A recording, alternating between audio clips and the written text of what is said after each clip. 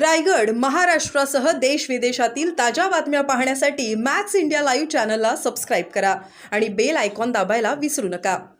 पैशाची बंडल दिसत आहेत आणि सोबत महेंद्र दळवी यांच्या फेसला सिमिलर असा एक व्यक्ती दिसतो आहे. काय नेमकं म्हणजे आणि त्यांनी प्रश्न विचारलाय की शेतकऱ्यांसाठी पैसे नाही पण पैशाची बंडल मोठ्या प्रमाणात दिसतात.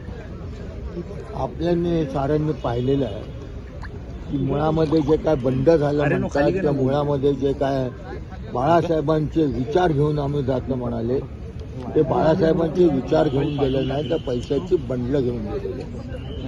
आणि आजच्या महाराष्ट्राने पाहिलेलं आहे 50 खोके एकदम ओके ही तर घोषणा महाराष्ट्रामध्ये लहान लहान मुलं खेळताना देखील बोलत होती. त्यामुळे ह्यात नवीन काय असं मला वाटत नाही, कारण प्रचंड महाराष्ट्रामध्ये भ्रष्टाचार असेल, पैशाची देवाणघेवाण असेल, डील असेल, हे मोठ्या प्रमाणावरती महाराष्ट्रामध्ये कधी नव्हे या मोठ्या प्रमाणावरती पाहिलं जाते.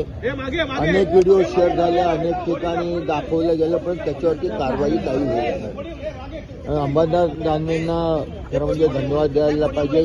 सातत्याने हे जे भ्रष्टाचाराचे मुद्दे असतील, सातत्याने गैरप्रकाराचे मुद्दे असतील, ते सातत्यानं दाखवतात. पण सरकार ढिम्म आहे. सरकार कुठल्याही प्रकारची कारवाई करत नाही, कुठल्याही प्रकारची चौकशी समिती नेमत नाही किंवा कुठेही दखल घेत नाही. कारण हे सरकार अशा आमदारांच्या टेकूवरती उभं आहे याची सरकारला कल्पना आहे आणि म्हणून कारवाई होत नाही.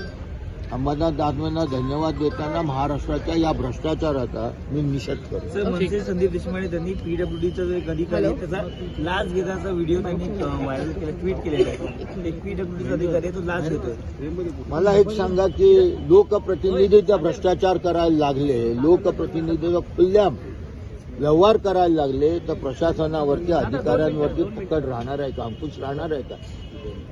त्यामुळे ही भ्रष्टाचाराची वाहणारी गंगा महाराष्ट्रातल्या जनतेने थांबवायला पाहिजे.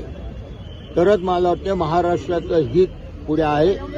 आता महाराष्ट्रामध्ये आज बिहार आणि उत्तर प्रदेशमध्ये पहिला म्हटलं जायचं त्याहीपेक्षा वाईट परिस्थिती. थँक्यू.